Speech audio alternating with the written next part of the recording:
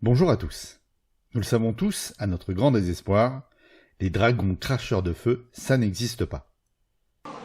Je ne crois pas à l'évolution, ça n'a pas de sens. La création, oui, ça c'est logique.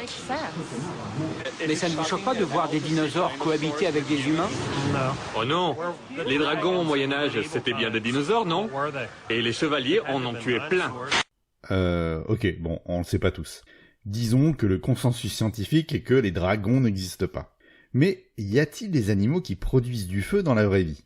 L'idée de ce thème m'est venue quand je suis tombé sur un film d'horreur de 1975, enfin, un film d'horreur, on s'entend, hein, un film d'horreur de l'époque, dont le nom en français est « Les insectes de feu », traduction très libre du titre anglais très court « Bug », qui veut dire « bestiole ». Dans une petite ville des États-Unis, un tremblement de terre crée une crevasse par laquelle remontent des insectes isolés dans le sol depuis des millénaires. Ces derniers enflamment les choses et font exploser des voitures avec des gens dedans. Un étudiant trouve un de ces insectes qui l'amène à l'université du coin, à un prof de biologie qui parle aux écureuils. Vous le voyez venir, le savant fou? L'étudiant lui demande « Est-ce qu'il existe une sorte d'insecte qui puisse mettre le feu? Il y en a un en Floride qui est bouillant ses ennemis. Non, qui met le feu aux choses, qui les brûle. Non, impossible. » Ici, le professeur fait référence à plusieurs espèces de coléoptères qu'on nomme coléoptères bombardiers, qui, pour se défendre contre des prédateurs, vont éjecter un liquide corrosif et bouillant jusqu'à 100 degrés pour certaines espèces. Pour réaliser cela, le coléoptère a une glande qui possède deux chambres, une chambre réservoir et une chambre de réaction ou d'explosion, gardant deux solutions séparées. Au moment de l'émission du jet de liquide corrosif et brûlant, une solution de peroxyde d'hydrogène et d'hydroquinone sont présentes dans la chambre réservoir. Cette solution est libérée dans la chambre de réaction par l'ouverture de la valve. Cette solution réagit avec la solution de différentes enzymes présentes dans la chambre de réaction. Et il va y avoir plusieurs réactions qui vont libérer l'oxygène du peroxyde d'hydrogène et permettre l'oxydation des hydroquinones par l'oxygène libéré. Et cela va former le benzoquinone. C'est ça qui est le produit corrosif. Cette réaction est exothermique, c'est-à-dire qu'elle va produire beaucoup de chaleur, et entraîne également un relâchement rapide de vapeur d'eau. Ça va créer une pression dans la chambre d'explosion, et cette pression va permettre l'expulsion rapide du jet par le canal de sortie. Quoi? Ça vous paraît pas assez clair? Bon, je laisse quelqu'un d'autre expliquer. On vient de trouver cette mallette dans un square très professionnel. C'est de la super cam. Attention, boum. Charlie, vous êtes obligé de le balancer comme ça. Le mélange détonnant n'est pas fait, ça ne risque rien. C'est vraiment le dernier cri. On appelle ça un liquide binaire. Un quoi? C'est comme l'époxyde. Vous avez deux liquides. Séparément, ça ne donne rien. Mais, si vous les mélangez,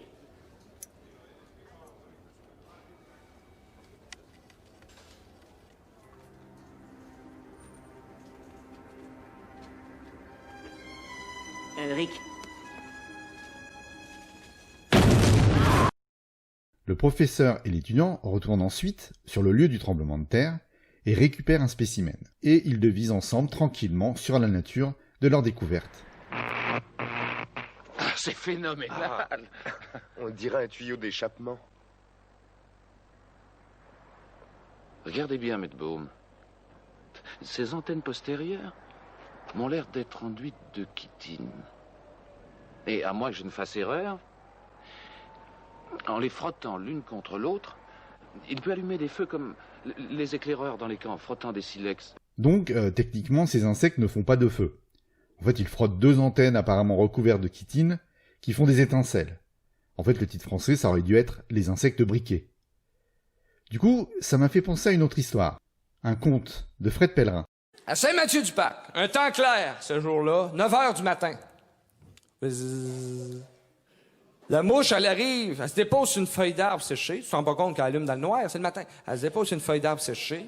Ça y pétille dans l'astringence. Fait qu'elle, elle se retrousse les bastringues et elle s'envole vers les cieux plus cléments de l'anneau d'hier, dans le bout de Joliette. Puis elle laisse juste assez de braise sur la feuille, que la feuille soit toute consumée par elle-même en petites incandescence de brésote qui germait dans la feuille, qui tombe par le sol, au niveau de se propagander au sol dans le humus qui séchait après 15 ans de sécheresse. Alors, le feu se propage, ça se répand, ça se monte en petites flammes, en fumée, puis voyons, le feu. L'incendie sévit dans les sheds à bois, les haies de cèdre.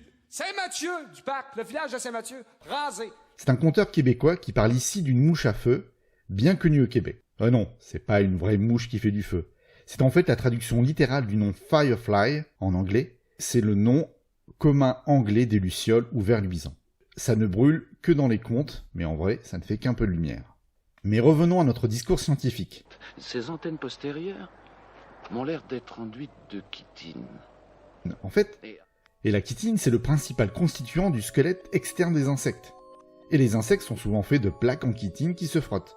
Donc ça devrait brûler et exploser dans tous les sens. Bizarre cette explication.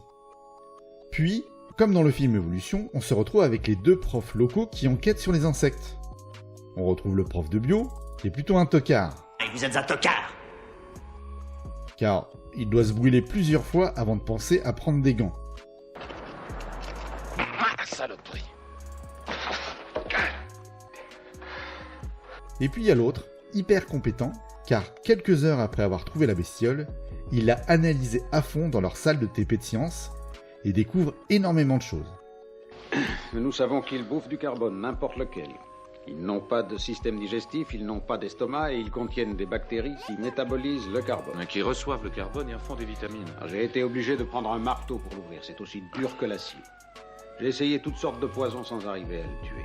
Comment supportent-ils les antibiotiques? Ça les paralyse, mais au bout de quelque temps, ils triomphent des antibiotiques. Rien ne marche. J'aimerais que mes expériences soient aussi rapides que ça. On se croirait dans un épisode des experts. Et au cours de la discussion, une lubie apparaît dans la tête du biologiste. Les faire se reproduire. Je me demande s'ils peuvent procréer. Oh, je les crois dégénérés. Regarde-les, tous les tissus intérieurs paraissent rongés. Il est apparemment le seul à connaître le danger de ces bestioles, mais il veut quand même les faire se reproduire. Mais c'est justement des incendies que je veux lui parler. Ils sont provoqués par des insectes.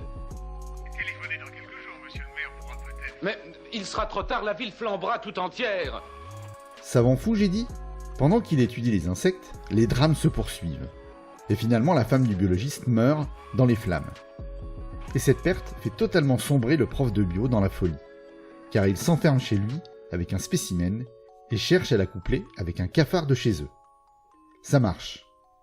Je rappelle que... Oh, je les crois dégénérés. Regarde-les, tous les tissus intérieurs paraissent rongés. Mais enfin bon, soit. Souvenons-nous, le prof de bio, c'est un tocard. Et vous êtes un tocard! Car alors qu'il arrive à les faire se reproduire, il va mettre les descendants dans un petit terrarium en bois qu'il ne fermera jamais très bien jour après jour. Absence de précaution tout à fait normale pour des insectes dont il pense qu'ils sont un risque pour les humains. Plus le temps avance, plus il sombre dans la folie, et les insectes ne l'aident pas à aller mieux.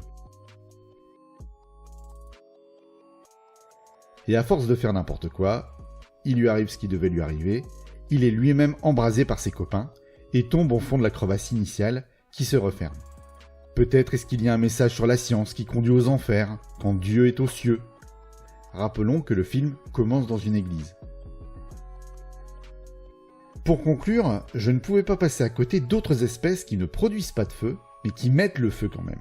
En effet, il est connu depuis des millénaires, et étudié très récemment, que 3 espèces d'oiseaux en Australie, le milan noir, le milan siffleur et le faucon Berigora, joués ici par des Angry Birds, et récupèrent des morceaux de branches, des herbes dans une végétation en feu, parfois même dans les feux d'origine humaine, et les emmènent plus loin pour les relâcher dans des zones intactes, et ainsi créer de nouveaux feux. Pourquoi ils font ça? Pour la chasse.